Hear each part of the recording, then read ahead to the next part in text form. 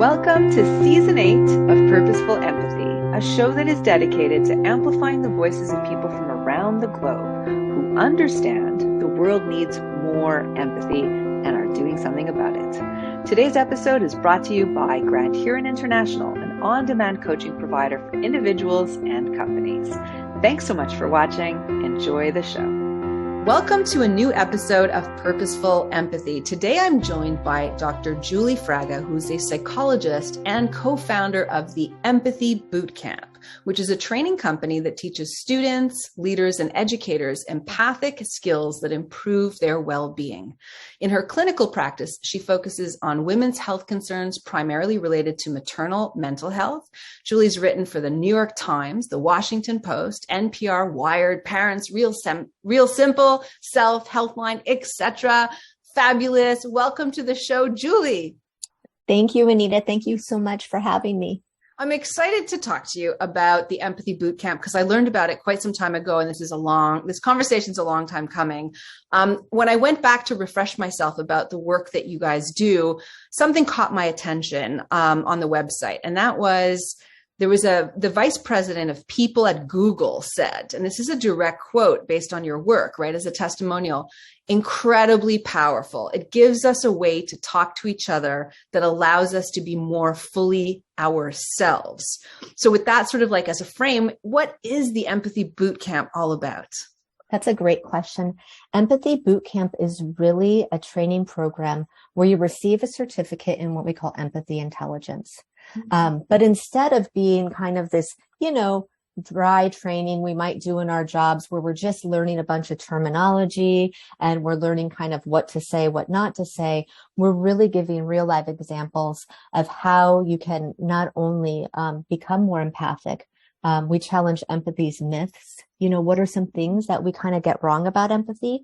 If we're a certain type of person, for instance, a lot of people think of empathy as merely feeling with the other person. So if you're that cerebral person that kind of veers towards the logical, you might just think you're not very good at empathy, but looking at the different types of empathy, how those befriend each other, work together, to show empathic concern, for somebody else who's struggling, giving people a language to talk with, whether or not it's a struggling colleague, whether or not it's a family member, whether or not it's an ailing neighbor, talking about listening styles. What are some things that we do that get in the way of how well we listen to others? We call these non-listening styles. They're pretty fun, and we give people exercises. So you're flexing that empathy muscle.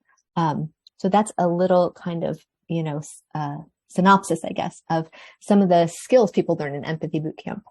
So that's amazing because I often get asked, aren't you just empathic or not? Like, can you really, really develop empathy? Isn't it possible? And we know Jamil Zaki has written a lot about this. I really love his work where it's just like even thinking that you can become more empathic actually means that you might show up as more empathic. And I think that's a really fascinating tidbit of knowledge to have.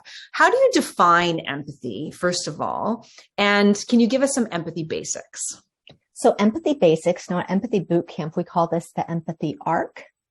And so, it might be useful to just kind of look at two different types of empathy. So like I said, when we're feeling with the other person, for instance, a friend calls, they say that they have COVID and you're feeling that heartache with them. That's affective empathy. What we know, and you probably know this as well from research, is that people who score pretty high on affective empathy are actually a little bit more at risk for empathy fatigue and burnout because it takes a lot of energy to feel with another person. What if you're feeling with your entire family, your entire community, And then there's a different type of empathy that Jamil Zaki talks a lot about. Jody Halpern, also another empathy researcher at UC Berkeley, talks about, and that we teach at Empathy Bootcamp, and that is called cognitive empathy. So that rests under the premise that each person's experience, even if my friend calls me and says she has COVID, I only know how that would feel for me. I really don't know how that feels for my friend. So cognitive empathy is that perspective taking muscle. It's like, gosh, I know how that would feel for me, but I don't know how that would feel for my friend who's going through it. I wonder what's going on in her world, right? It's a little pause. And we're actually then recognizing that each person, as Jody Halpern always says, their experience is unique solely to them. When we get in that place of cognitive empathy, what we can do then is it sparks our curiosity. We can actually ask questions that key us into what our friend or what our neighbor, might need. So when you get affective empathy, feeling with the other person, cognitive empathy, kind of wondering about their world, joining hands, what we have is empathic concern. So, both are working together. We're feeling a little bit with the other person, and we have this curiosity. We're going to ask them, about kind of, what they need, what's going on for them. Now, the kind of empathy pitfalls, as we call them, one is empathic distress. That's when maybe that affective empathy gets so high that you're feeling so much with another person that you're burning out. And if empathic distress isn't addressed, then what can happen is we, just to protect ourselves, we just become callous people. We hear about yet another family member that has a different political view than we do. And instead of responding with kindness or openness, we might be, just ready to go to war with them or something. So. So much of what you talked about at the early steps, I feel, are just having self-awareness that someone else might have a different experience than you, because we have reflexes. We watch a movie, we think everybody sees the movie the same way we did, or we read a book, same. So that self-awareness is important. But then you also use this word of curiosity, right? Which is something that I think we can practice. We can practice becoming more curious. So have you seen like this, the training that you offer? Can you offer any examples of things that maybe have stayed with you where you were like, wow, this person really had a light bulb moment? I just wonder if you have any anecdotes to share. Oh, that's such a great question. That's such a great question. And let me kind of just take a pause to think, about that. We certainly do a lot of exercises, and we've done a lot of training with people who work in the helping professions. And we certainly have had people, when we do these exercises, especially with cognitive empathy, and we give them a little scenario, something they might encounter in the workplace, a student who's really upset, and you want so much to help the student.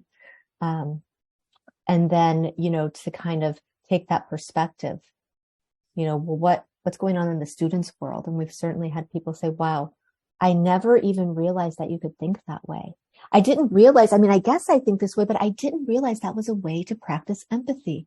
Wow, that really opened up so much for me. And I know this is also going to help with the communication, with this person. So I think it's a really kind of eye-opening kind of concept for a lot of people, that empathy isn't something you're born with or you're not born with. It's not solely about feelings. That's a part of it, but you can really think in a way that gets you to be more empathic with the other person, gets you curious about their world so that you're asking different questions. You're actually engaging then in the interpersonal connection, in the conversation differently. So since we're talking about self-awareness and curiosity, let me ask a question, because I'm curious. What's your backstory? What drew you into the research that you do, the work that you do with patients, and with the Empathy Bootcamp?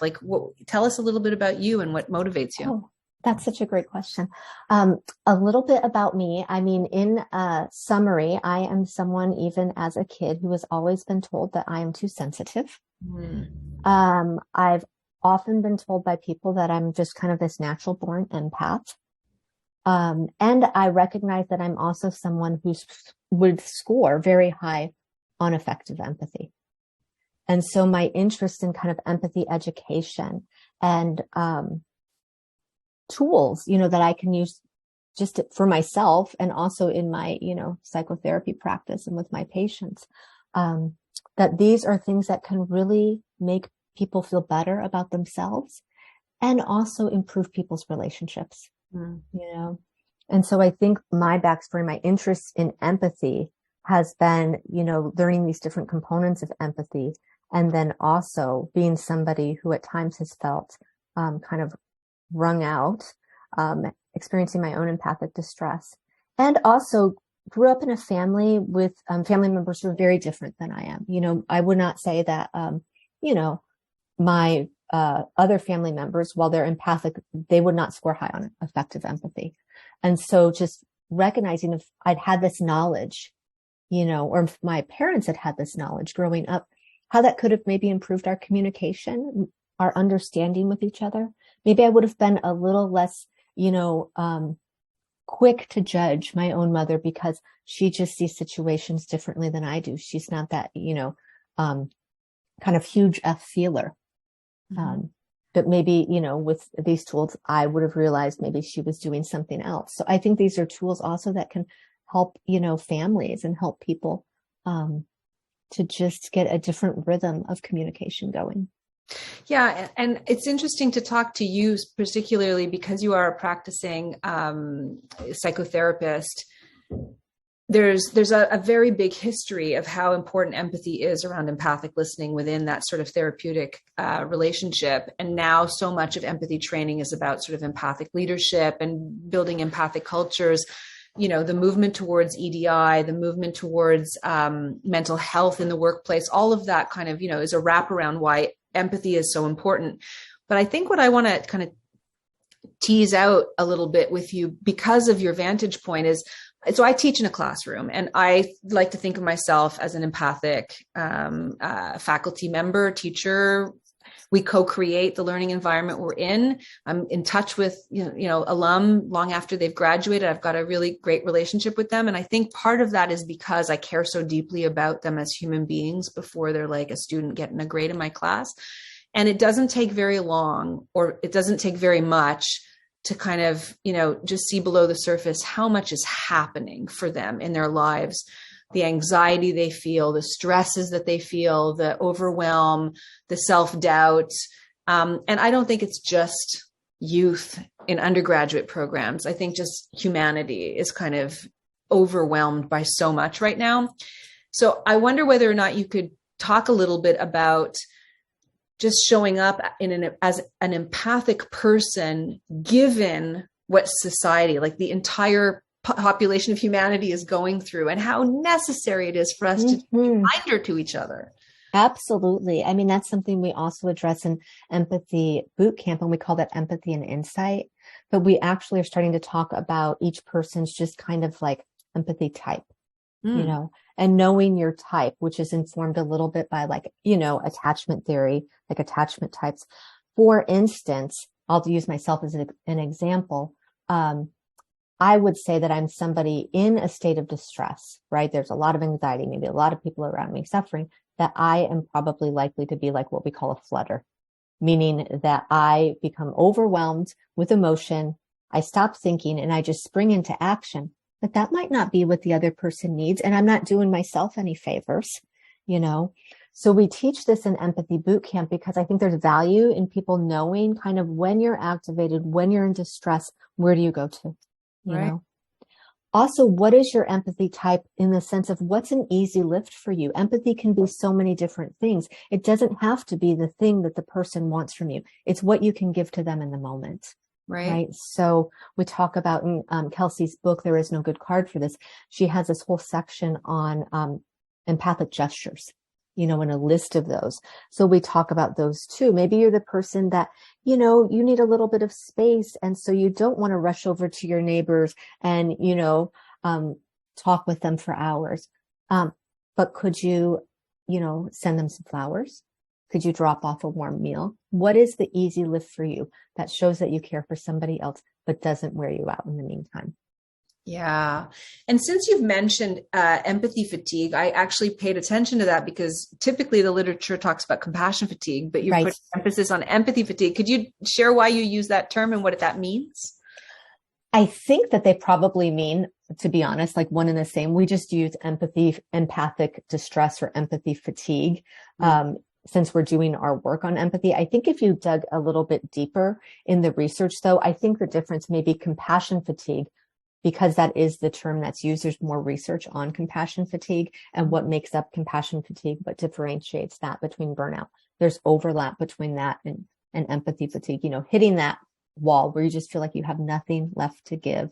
You start to feel detached. You might have fantasies about like getting away from everyone, getting on that plane, going on a trip by yourself, just kind of the, holding up the signage, no one else bother me, type of thing. And we have to normalize that happens to us, right? And that it's common. It's nothing, and it can cause us to feel so ashamed. Like, wow, I love this person. Why am I fantasizing about getting on a plane and saying, please don't bother me, or but that's just a human reaction, to maybe our own distress, our own stress, and that there's nothing wrong with that. It doesn't make us a bad friend, doesn't make us a bad family member. It makes us a human being. Hallelujah. Today's episode was brought to you by Grand Huron International, an on-demand coaching provider for individuals and companies. So I also noticed on your website, which I thought was fascinating, that there are a lot of things that people misunderstand about empathy. There's myths and truths. Can I go one at a time and then you can? Sure. Yeah. Yeah, I think that'll be fun. Myth number 1, empathy isn't important for leadership. What's the truth? I mean, we know, and you probably know this as well, that in research, we know that empathic leaders, make for, their employees are happier. Their employees stay longer in the job. Things run smoother. So this kind of old belief that empathy is something that's reserved for your therapist's office, is certainly such a myth and completely untrue. So. Right. So myth bust number 1. All right. Empathy clouds our judgment. Oh yeah. We're like not able to make good decisions because we're being empathic. Right. I think there's this myth, and especially probably for people outside, of the helping profession, or maybe even inside the helping profession, that think, if I can get to that, empathy is all about emotion. So, oh my goodness, if I get too emotional, I'm just not going to be able to make any decisions at all. Which is certainly also not true. It's exercising that affective empathy, but then exercising that cognitive empathy. And actually, you're probably going to be a better decision maker, not a worse decision maker. Totally preaching to the choir as somebody who talks about purposeful empathy, right? Like engage. Yes, I love that. Yeah. Myth number 3, empathy creates burnout. I think there's also this myth that the reason we get burnt out is because we're having to be empathic all the time, or give. And when we learn how to exercise empathy in the right way, not that we're doing it in a wrong way, but maybe in a better way for us, shall we say. Mm-hmm. Empathy doesn't have to equal burnout at all. I know Dr. Jodi Halpern has done a lot of research on empathy and curiosity, and that's what she calls empathic curiosity. And what we know when we look at research on empathic curiosity, specifically in healthcare, is that physicians or healthcare providers that can be empathically curious about their patients do not get more burned out, Yeah. 100%. All right. So myth number 3 busted. Last one, empathy is unproductive. And I'll just, before you say anything, I often get asked, well, we're a very high performance culture. We care really deeply about our KPIs, right? Isn't this going to kind of like all this woo-woo stuff going to interfere with our actual success? Absolutely. Like empathy is a showstopper. That's kind of the myth that it's useless in a way, right?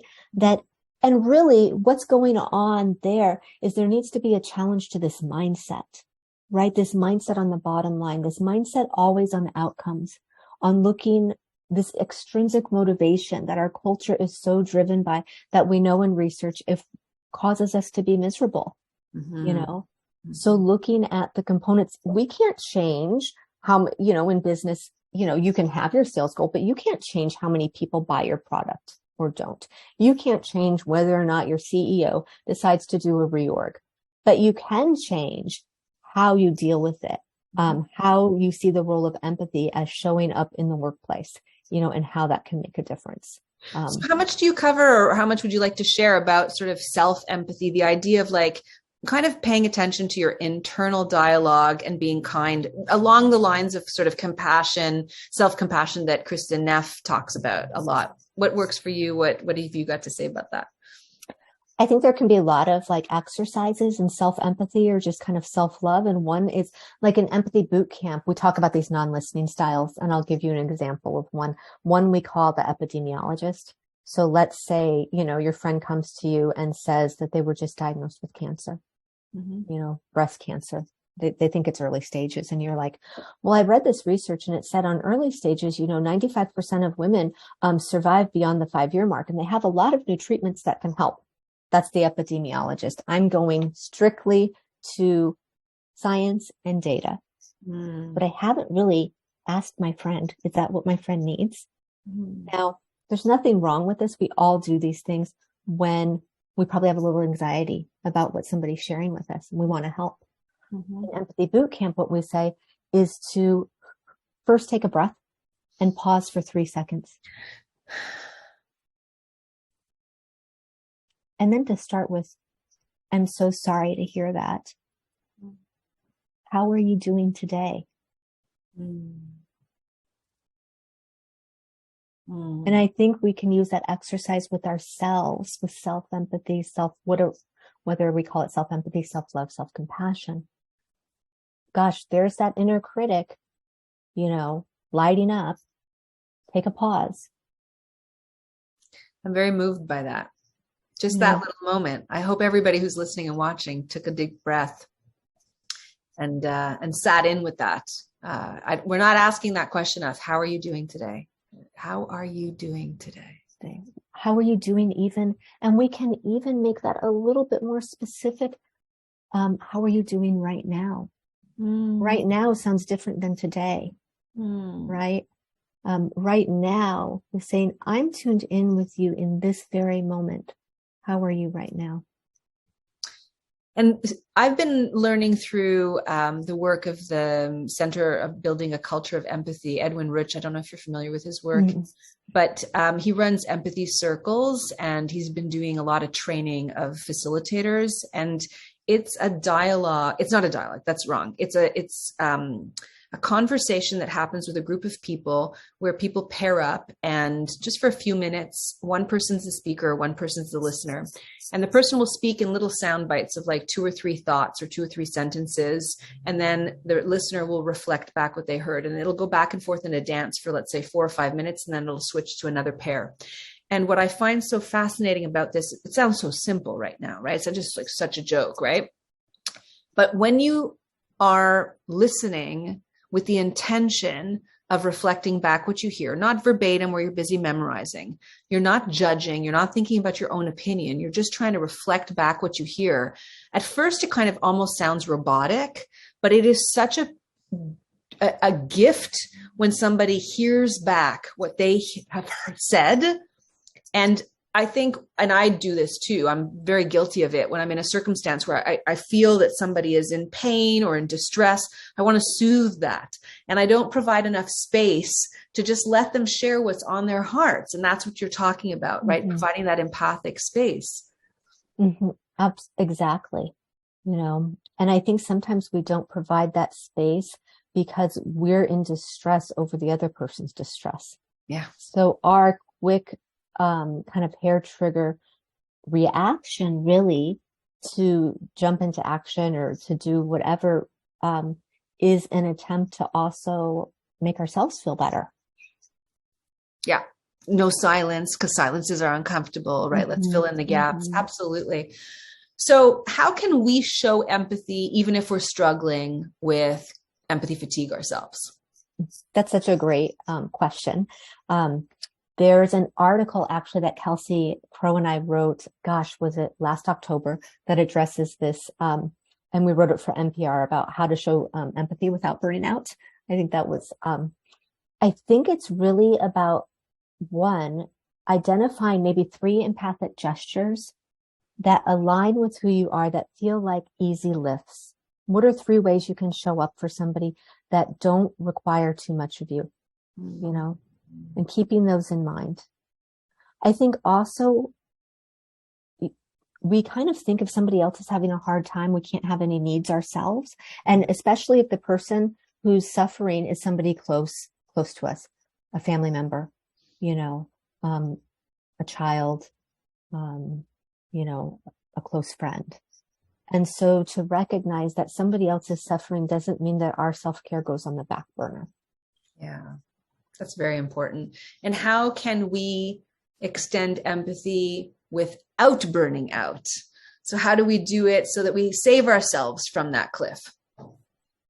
Yeah, choosing those gestures that are easy lifts, sending a text message, dropping off flowers, finding our own support networks, whether or not that's in our own therapy with our own close friends, paying attention to what we need. So these easy lifts are not only preventative, but they can be used when you're in that state. Yes, absolutely. Across both times. So those easy lifts, that's a really great takeaway from this conversation that I'm going to give some thought to. What can my easy lifts be? I mean, not that I'm feeling burnt out right now, but I think it's good to just be aware of them, right? Absolutely. And to just kind of think of 3 easy lifts. For instance, if you're the type of person, I'll use myself as an example, like when somebody else is suffering, I'm definitely like a person that doesn't mind getting on the phone and listening, and I'm also, I think my love language is also probably the gift giver. Mm-hmm. So, drill that down. It's an easy lift for me to send somebody a gift. Mm-hmm. And I even have it drilled down even more where I have it on certain websites, flower places that I like to send from. I have their address all ready to go, in my address book, or in my paperless post. And so it makes it a very easy lift to send flowers or to send a card. This is reminding me of something that I heard from Brené Brown, where she said, the most wholehearted people that she interviewed through her research had the most boundaries. Those people who were wholehearted had boundaries where they recognized what their own limits were. And because they honored their own limits, then they could be boundless with their love and their vulnerability and their share. Kind of sounds like that a little bit here. Absolutely. Yeah. Like knowing that it's okay to have your own limits and being truthful with yourself in your own reality. I think sometimes we fool ourselves and we think that we'll be able to do something that is going to be a real, heavy lift for us. And that just sets us up sometimes to feel bad, feel like we're letting somebody down, to feel guilty. Yeah. But we can turn that same question that we would ask maybe an alien friend, how are you doing right now? To ourselves by asking ourselves, what can you give right now? Yeah, another big takeaway. I'm just having a moment where it's like, we're so hard on ourselves. For example, my sister was in town this week with my niece, her daughter, and she got up earlier than me, and she put 2 bagels in the toaster and was feeding the girls for breakfast. And I got up and saw that she was feeding them bagels, which I had planned for their lunch at summer camp. And I was annoyed with her and reacted poorly. And I later in the day was coming back to why was I such a jerk to my sister when she was preparing them breakfast? Doesn't make any sense. And I realized it was because I felt ashamed that I didn't have the time to prepare lunches in advance, that I had to rely on this simple bagel lunch. You know what I mean? It's ridiculous, mm-hmm. But we are so hard on ourselves. Mm-hmm. Mm-hmm. And I mean, just how that script is so not necessarily, because my guess, if that wasn't in your conscious awareness when this bubbled up for you, but listen to that script that just takes off this false narrative that really plays a big role in our real time feelings in that moment, and a reflection of this, the self-judgment. And when we're doing that and we're in that place, what happens is then we're kind of, not only are we treating ourselves, unkindly, we're missing out on the gift of somebody else's empathy. Yeah. Right? Because if you're annoyed with your sister, for what I'm putting these bagels, but really it's this, let me try to help out here, Or thank goodness you're taking care of breakfast. Yes, thanks for taking charge. Thanks for taking, thanks for taking the lead. Yes. And it's so easy to do when we all do it. We all do this. I do not know how we've become a culture that is we're so harsh on ourselves. There's so much shame. There's so much guilt. There's so much anxiety. And we know just in research on emotions and emotion education that these emotions can be very toxic for us. They really block our ability to feel joy with another person, even to feel sometimes sadness, Yeah. So how can we work also with these sticky emotions that, tend to beat us up on the inside? Yes. So I'm going to include information about the Empathy Bootcamp in the description below. Could you take a minute? I'm going to ask you my final question of the interview in just a sec, but could you take a minute to talk about Kelsey's book? Because I want to make sure that we plug that. Awesome. Kelsey's book is called There Is No Good Card for This. And it is a book that was also co-authored with Emily McDowell, who has done a lot of empathy cards. So it's very beautifully illustrated. A lot of the tips that I've talked about today in the podcast and a lot of the tips we share in Empathy Bootcamp can be found in Kelsey's book. Those non-listening styles. There's a whole section on empathic gestures. There's a great phrase in there that I just love that she uses. Kindness is your credential, So, just remembering that, like, kindness is your credential. You don't have to turn yourself inside out. You don't have to be someone you're not in order to be there for someone else. Beautiful. Thank you for that. Okay. Last question, Julie. Thank you so much. This has been such a joy and pleasure. Can you think of a time in your life when you were on the receiving end of empathy and what that meant for you?